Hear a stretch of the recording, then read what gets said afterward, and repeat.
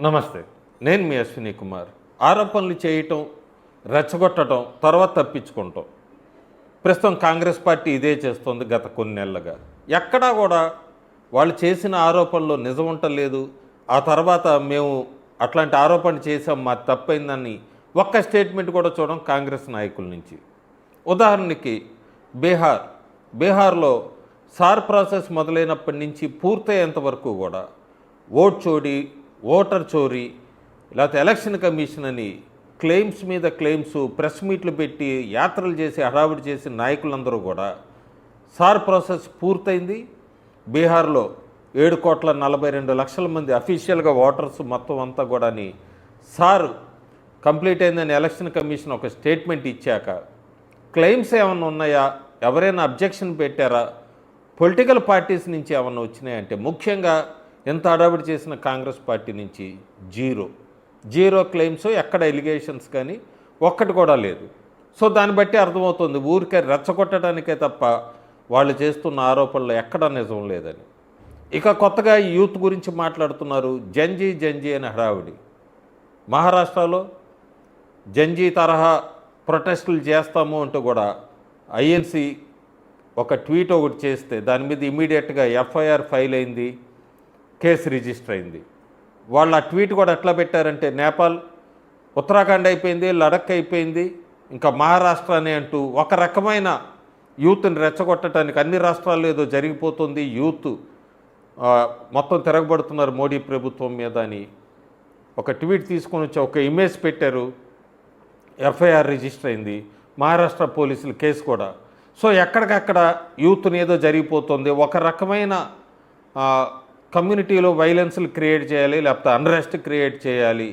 ఇది తప్ప ఎక్కడో కూడా వాళ్ళ ఉద్దేశం కనబట్టలేదు. ప్రతిపక్ష నాయకుడు అయితే విదేశీ టూర్లో కూర్చొని ఆయన ఇదే యూత్ గురించి మాట్లాడుతున్న వ్యక్తి కర్ణాటకలో జంజీలు వాళ్ళ ఉద్యోగాల కోసం ఎట్లా ప్రొటెస్ట్ చేస్తున్నారన్న దాని మీద ఎక్కడా కూడా ఒక్క ట్వీట్ ఉండదు. తమిళనాడుకు సంబంధించి కూడా స్టాంపేడ్ మీద, కరూర్ స్టాంపేడ్ మీద ఎక్కడా కూడా కాంగ్రెస్ పార్టీ నుంచి ఒక్క ట్వీట్ ఉండదు. జస్టాస్ కింగ్ లాంటి ప్రకాష్ రాజ్ లాంటి వాళ్ళు, లేదా ఒక ఎకో సిస్టమ్కి సంబంధించిన వాళ్ళు ఎవరు కూడా ఒక ట్వీట్ ఎక్కడా కూడా ఉండదు. కర్ణాటకలో కాంగ్రెస్ పార్టీ ఎటువైపు నుంచి ఎటు వెళ్తోంది, అసలు ఏం టర్న్ తీసుకుంటోంది, ఎవరికి అంతుపట్టదు. ఆశ్చర్యం మనకి. ఎందుకంటే అన్నీ కొత్త బిల్స్ తీసుకురావడానికి ప్రయత్నిస్తున్నారు. ఒక్క బిల్లుకి కూడా అర్థం ఉండదు. ఉదాహరణకి ఇంట్లో పని మనిషిని, మెయిడ్ సర్వెంట్ని పెట్టుకుంటే గవర్నమెంట్కి చెప్పాలట, హౌస్ హోల్డ్ ఉన్నవాళ్ళు 5% ట్యాక్స్ పని మనిషిని పెట్టుకున్నందుకు గవర్నమెంట్కి కట్టాలి ఆన్లైన్ వెబ్సైట్లో.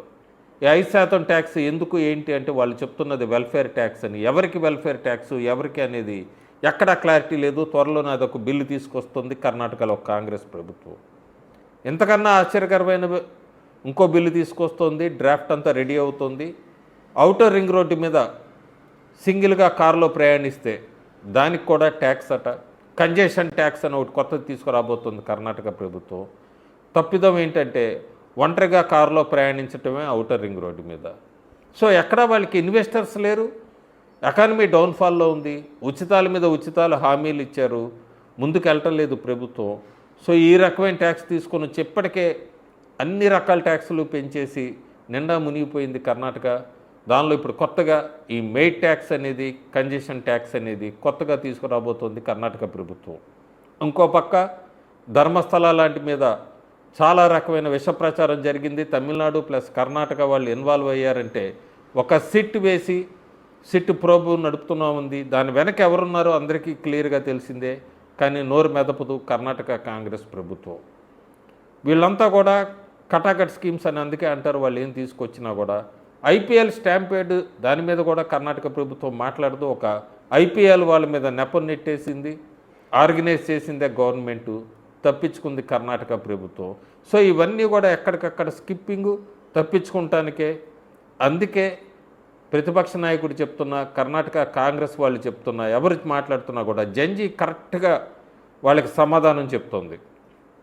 గత కొన్ని నెలలుగా ఏబీవీపీ ఎన్నికలు జరుగుతున్నాయి. అన్ని రాష్ట్రాల్లో ఉన్న యూనివర్సిటీస్లో జరుగుతున్నాయి.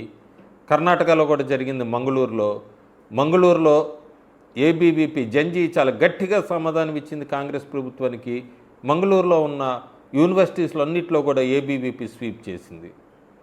ఉత్తరాఖండ్లో గౌహతి నుంచి కూడా అన్ని యూనివర్సిటీస్లో ఏబీవీపీ స్వీప్ చేసింది. అర్బన్ నుంచి సెమీ అర్బన్ దాకా మొత్తం అంతా కూడా అన్ని యూనివర్సిటీస్ స్వీప్ చేసింది ఉత్తరాఖండ్లో.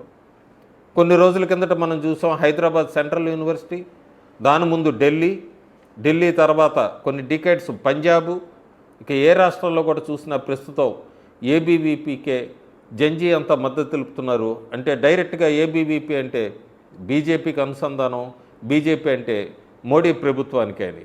సో యూత్ ఎక్కడా కూడా కాంగ్రెస్తో సపోర్టివ్గా లేరు, క్లియర్గా తెలిసిపోతుంది. మ్యాండేట్ అంతా కూడా గత 3-4 నెలలుగా దేశంలో చాలా రాష్ట్రాల్లో జరిగిన యూనివర్సిటీ ఎలక్షన్స్ అన్నిటినీ కూడా ఏబీవీపీ స్వీప్ చేసుకుని వస్తుంది. అంటేనే కొన్ని డికేడ్స్గా గెలవని యూనివర్సిటీస్లో కూడా, ముఖ్యంగా హైదరాబాద్ సెంట్రల్ యూనివర్సిటీ, అట్లాగే పంజాబ్లో, ఇవన్నీ కూడా ఒక ఉదాహరణ.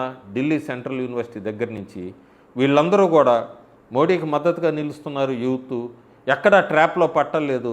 కాంగ్రెస్ పార్టీ ఎన్ని రకాలుగా సోషల్ మీడియాలో నేపాలు లడక్కు జంజీ అంటూ కూడా ఎక్కడ మాట్లాడినా కూడా యూత్ మొత్తం కూడా చాలా వరకు తెలుసుకుంటున్నారు. ఈ రకంగా ఎక్కడ యూత్ ఏబీవీపీని గెలిపించుకుంటూ వస్తున్నారో ఇంకొక ప్రయత్నం చేస్తున్నారు ప్రస్తుతం కాంగ్రెస్ పార్టీ అల్లర్లు సృష్టించడానికి చాలా రాష్ట్రాల్లో. లక్కీగా ఇదివరకులా లేరు. గవర్నమెంట్ ఎక్కడికక్కడ పోలీసులంతా కూడా కంట్రోల్ చేస్తున్నారు. ఇమీడియట్గా కమ్యూనల్ వైలెన్స్ స్ప్రెడ్ కాకుండా యాక్షన్స్ తీసుకుంటున్నారు. సో చాలా వరకు ప్రస్తుతం ఎప్పుడైతే కర్ణాటకలో యూత్ మొత్తం కూడా ఈ మంగళూరులో ఏబీవీపీని గెలిపించడం, దావణగిరి అలాంటి చోట యూత్ మొత్తం వాళ్ళ జాబ్స్ కోసం పెద్ద ర్యాలీ చేయటం, కర్ణాటక ప్రభుత్వానికి వ్యతిరేకంగా యూత్ తిరగబడడం, ఇదంతా చూశాక సిద్ధరామయ్య వీళ్ళని కన్విన్స్ చేయలేమని చెప్పి మళ్ళీ సేమ్ ఎపీజ్మెంట్ పాలిటిక్స్ వైపు యూటర్న్ తీసుకున్నారు. ఎప్పుడూ కూడా మా కన్నడ అని మాట్లాడేవాళ్ళు, లాంగ్వేజ్ పరంగా రాష్ట్రపరంగా విడగొట్టడానికి ప్రయత్నించిన వాళ్ళు ప్రస్తుతం 2025, 2026 వాళ్ళు లాంగ్వేజెస్ పరంగా రిలీజ్ చేసిన బడ్జెట్స్ చూస్తే మనం ఒక్క ఉర్దూ భాషకే 100 కోట్లు, కన్నడకు సంబంధించి మిగతా భాషలకు అన్నీ సంబంధించి ఎక్కడా కూడా పొంతం లేదు.